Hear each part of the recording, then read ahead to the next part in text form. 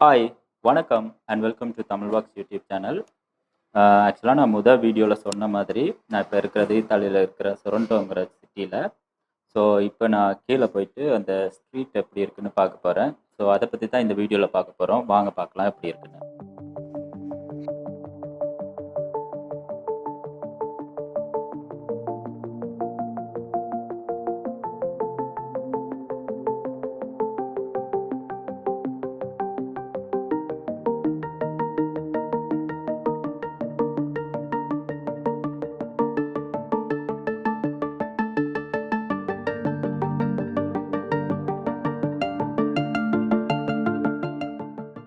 இந்த சொரண்டோ நகரம் வரலாற்று சிறப்புமிக்க இத்தாலியோட தெற்கில் அமைஞ்சிருக்கிற ஒரு கடற்கரை நகரம். இது நேபிள்ஸ் வளைகுடா அப்புறம் வெசுவியஸ் மலைகளில் அமைஞ்சிருக்கிற செங்குத்தான பாறைகளில் அமைஞ்சிருக்கிற ஒரு நகரம். இங்கே அமைஞ்சிருக்கிற லெமன் தோட்டங்கள் ரொம்ப ரொம்ப பிரபலமானது.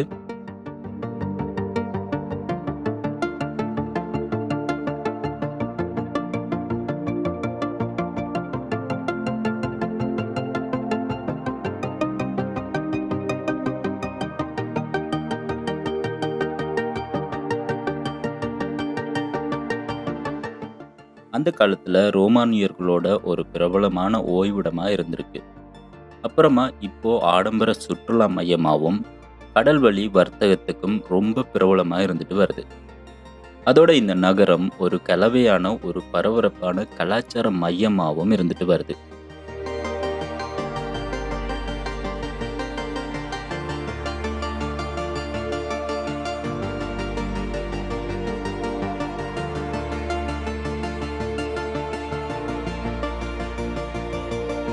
இந்த ஸ்ட்ரீட்டில் நடக்கும்போது சின்ன சின்ன தெருக்கள், உள்ளூர் கடைகள், லெமன் அப்புறம் ஆரஞ்சு தோட்டங்கள்னு ரொம்பவே ஒரு வித்தியாசமான அழகாகவும் அனுபவமாகவும் இருக்குது.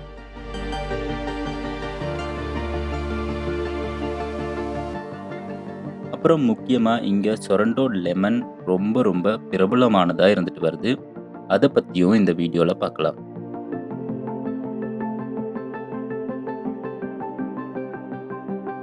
இந்த ஸ்ட்ரீட்டோட பேரு கோர்சோ இத்தாலியா. இதுதான் இந்த சொரண்டோ சிட்டியோட மெயின் ஸ்ட்ரீட்டாக இருந்துட்டு வருது.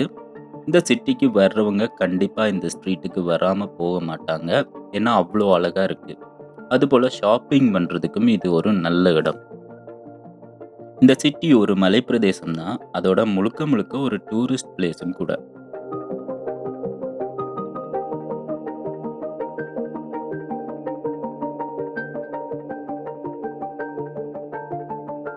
இந்த சொரண்டோ சிட்டியில் ஆரஞ்சு அப்புறம் லெமன்கள் ரொம்ப ரொம்ப பிரபலமாக இருந்துட்டு வருது. எந்த அளவுக்கு பிரபலம்னா உலக அளவுக்கு பிரபலமாக இருக்கு.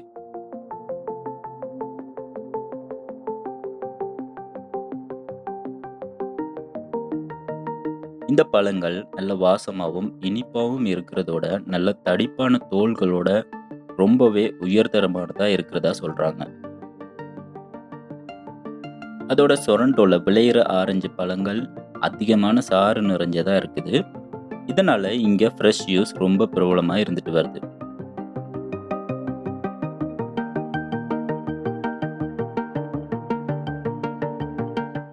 இங்க மக்கள் எந்த அளவுக்கு லெமன் அண்ட் ஆரஞ்சு பழங்களை யூஸ் பண்றாங்கன்னா எல்லாரோட வீடுகள்லையும் அட்லீஸ்ட் ஒரு மரத்தையாவது பார்க்க முடியுது.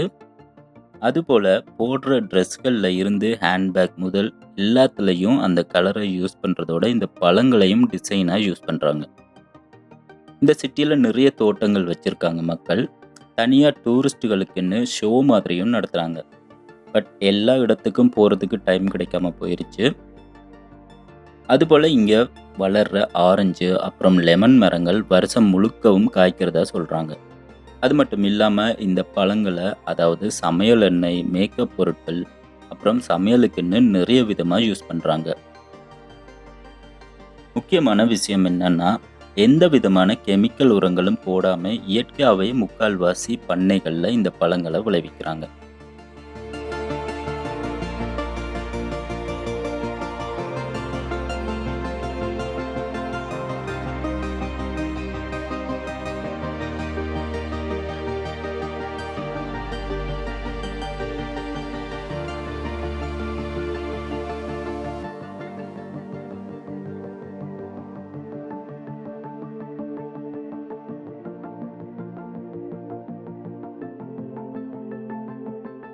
இத்தாலி மக்களுக்கு ஈக்குவலா இங்க டூரிஸ்ட்களையும் பார்க்க முடியுது.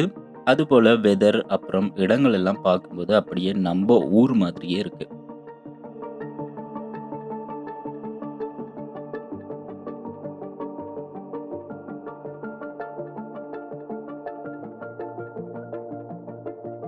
முக்கியமா ஐஸ்லாண்ட்ல இந்த மாதிரி வெதர்லாம் எப்பவுமே நினைச்சு கூட பார்க்க முடியாது.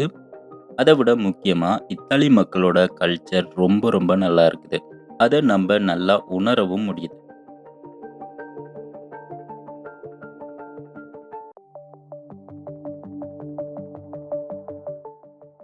இத்தாலி மக்கள் அதிகமா ஸ்கூட்டர்களை யூஸ் பண்ணறாங்க. இந்த மாதிரி ஸ்கூட்டர்கள் எல்லாம் ஐஸ்லாண்ட்ல பார்க்கவே முடியாது.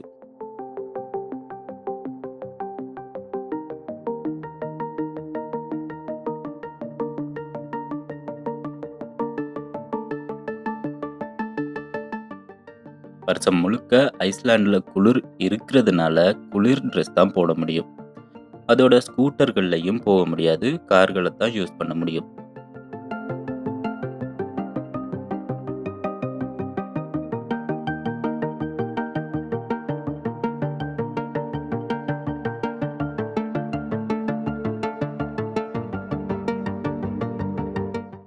இந்த ஸ்ட்ரீட்ல எப்பவுமே மக்கள் இருந்துகிட்டே இருக்காங்க. இந்த ஸ்ட்ரீட் முழுக்க நிறைய கடைகள், காஃபி ஷாப், அழகான பில்டிங்ஸ்ன்னு செம்ம அழகா இருக்கு. இந்த தெருவுல இருக்கிற ரெஸ்டாரண்ட்கள் ரொம்ப பிரபலமானதுன்னு சொல்றாங்க. உண்மையான இத்தாலியன் சாப்பாடு சாப்பிடணும்னா கண்டிப்பா இங்க ட்ரை பண்ணலாம். முக்கியமா இத்தாலியோட பிரபலமான சாப்பாடுகளான பாஸ்தா அப்புறம் பீட்சா இங்க வேற எங்கேயும் கிடைக்காத டேஸ்ட்ல கிடைக்கும்.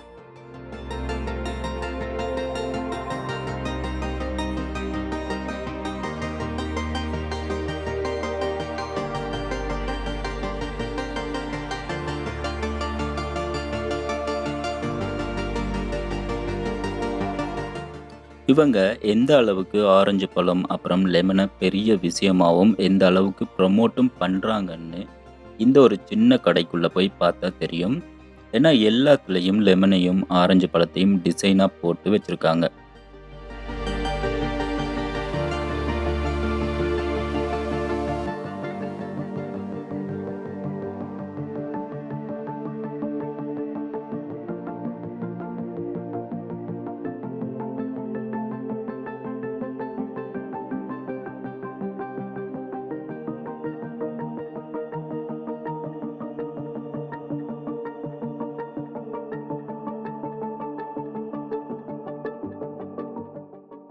நான் முன்னாடியே சொன்ன மாதிரி இந்த கலர் பார்க்கறதுக்கு ரொம்ப ரொம்ப நல்லா இருக்குது பளிச்சுன்னு. இங்க ஒரு நல்ல விஷயம் என்னன்னா, இத்தாலி மக்கள் அவங்களோட பாரம்பரிய கலாச்சாரத்தை விட்டு கொடுக்காம எல்லா விஷயத்திலையும் பயன்படுத்துறாங்க. எதுக்காக அப்படி சொல்றேன்னா, ஸ்கூட்டர்களுக்கு இத்தாலி தான் ரொம்ப ஃபேமஸ்ன்னு எல்லாருக்குமே தெரியும். இருந்தாலும் இந்த கடையிலேயே நிறைய ஸ்கூட்டர்களை டிசைனா வச்சு கடையவே டிசைன் பண்ணியிருக்கிறத பார்க்க முடியுது.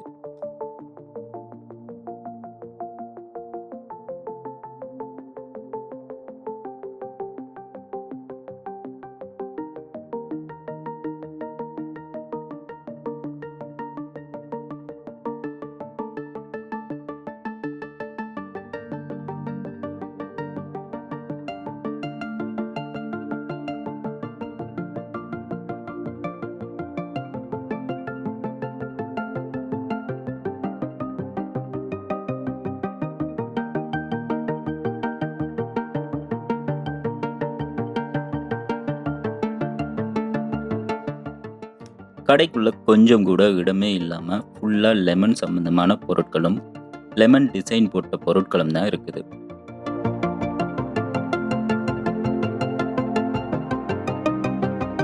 இந்த லெமனை வச்சு நிறைய விதமான சாக்லேட்டுகள் செய்து விற்பனைக்கு வச்சிருக்காங்க இங்க கடைகள்ல. எந்த ஒரு கடையை பார்த்தாலும் இந்த லெமன் அண்ட் ஆரஞ்சு இல்லாம எந்த பொருளுமே இல்ல. இந்த கடைகளை பார்த்தாலே தெரியும், சாக்லேட்டுகள் மட்டும் இல்ல, ஆல்கஹால் கூட லெமன் மூலமா செய்றாங்க.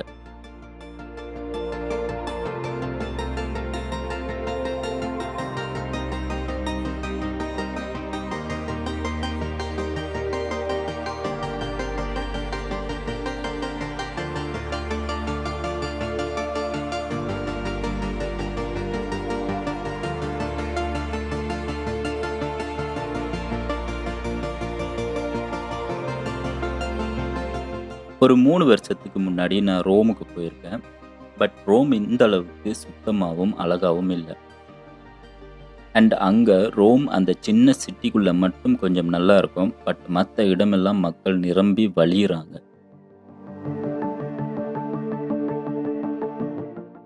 அதோட இத்தாலி மக்களையே பார்க்க முடியாது.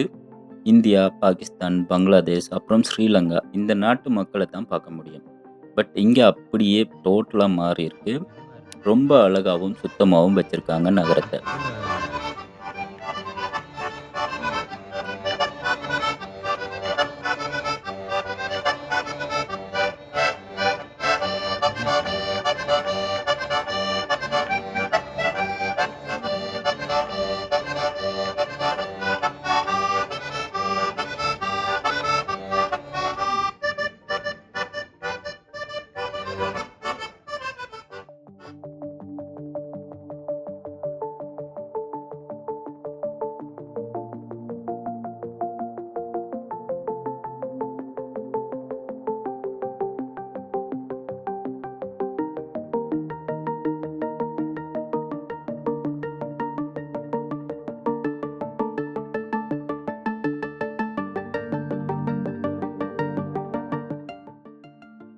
இந்த ரோட்ல கூட ஒரு குப்பைய பார்க்க முடியல. அவ்ளோ சுத்தமா இருக்குது. சின்ன சின்ன சந்துகள் கூட ரொம்ப அழகாவும், சுத்தமாவும் இருக்கு.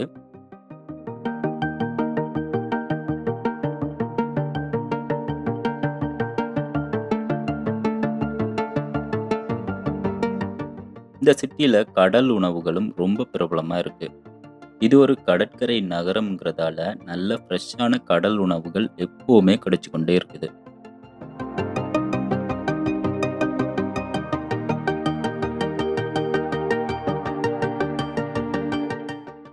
இங்க உங்களுக்கு மீன் சாப்பிடணும்னா நீங்களே செலக்ட் பண்ணிக்கலாம் மீன. அப்புறம் அத சமைச்சு சுத்தமும் பண்ணி குடுக்குறாங்க.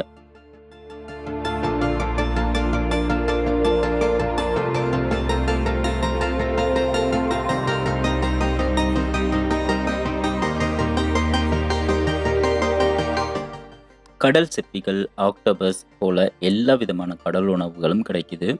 வறுத்த கடல் உணவுகளும், ஊற வைத்த நெத்தலி மீன்களும் இந்த நகரத்தோட ஸ்பெஷல் உணவுகளா இருந்துட்டு வருது. அதோட இவங்களுக்கு இன்னொரு பாரம்பரியம் இருக்கு. அது என்னன்னா, ரொம்ப நார்மலா சமையல் பண்ண மீன் வகை சாப்பாடுகள் தான். அண்ட் எந்த விதமான சாப்பாடா இருந்தாலும் அதுல லெமன் சேர்த்து குடுக்குறதையும் வழக்கமா வச்சிருக்காங்க. அதுவும் இவங்களோட பாரம்பரியமா இருந்துட்டு வருது.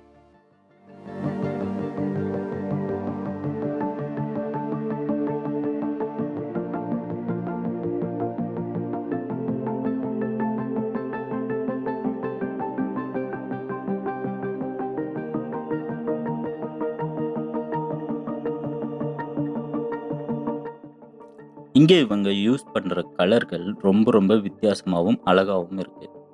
பில்டிங்குகளுக்கு மட்டும் இல்ல, இவங்க போடுற ட்ரெஸ்ஸுகள் கூட ரொம்ப நல்லா அழகான கலரா இருக்கு. அதோட வீட்டோட பால்கனிகள் எல்லாம் அழகா டெக்கரேட் பண்ணி ரொம்ப நல்லா இருக்கு.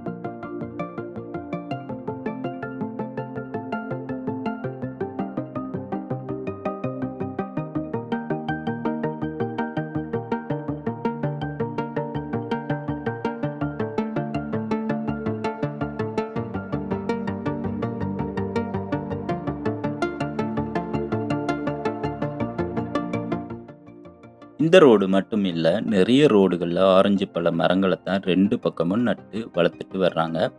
அதுவும் பார்க்கறதுக்கு ரொம்பவே நல்லா இருக்கு.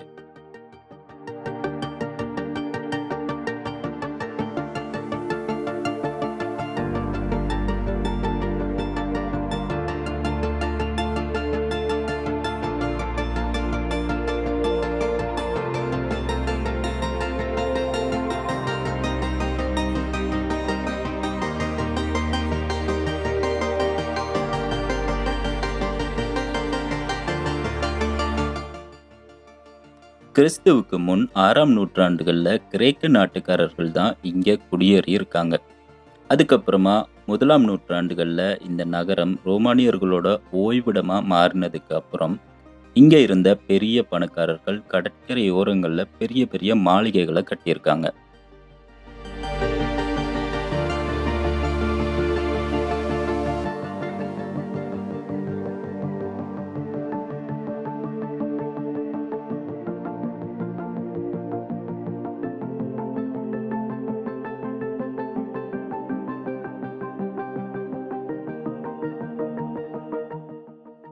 இத்தாலி நாடு மற்ற நாடுகளோட கம்பேர் பண்ணும்போது கொஞ்சம் செலவு கம்மியாக தான் இருக்குது. பட் சம்பளமும் ரொம்ப கம்மியாக தான் இருக்குது.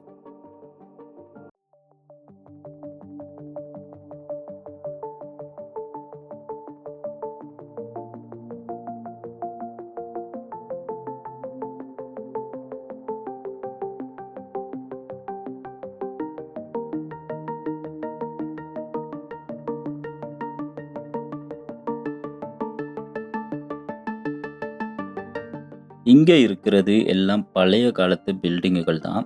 இன்னமும் நல்லா மெயின்டைன் பண்ணி வச்சிருக்காங்க. பார்க்கறதுக்கும் ரொம்ப அழகாவே இருக்கு. இப்போ தான் மக்கள் கொஞ்சம் கொஞ்சம் வர ஆரம்பிக்கிறாங்க. கொஞ்சம் இருட்டுனதுக்கு அப்புறம் நிறைய மக்கள் வந்து போறாங்க இந்த ரோடுக்கு.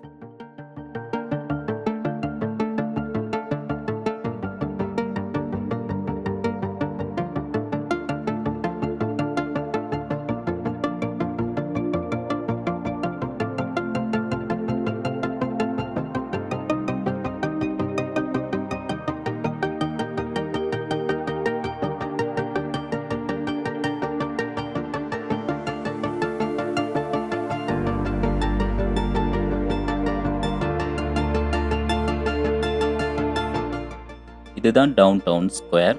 இந்த இடத்துல இருந்து 5 நிமிஷம் நடந்து போனா கடற்கரை வந்துடுது.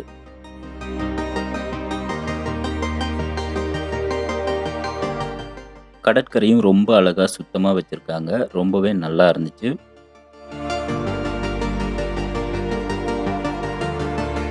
இப்போ நம்ம கடற்கரைக்கு போக போறது இல்ல. இன்னொரு வீடியோல கடற்கரைக்கு போய் பார்க்கலாம் எப்படி இருக்குன்னு.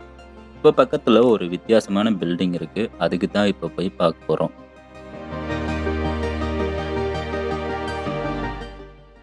இப்போ நம்ம பார்க்க போற பில்டிங்கோட பேரு பெலோன் டெய் மொலினி. இதுவும் இந்த நகரத்துல ரொம்ப பிரபலமா இருக்கிற ஒரு இடம் தான்.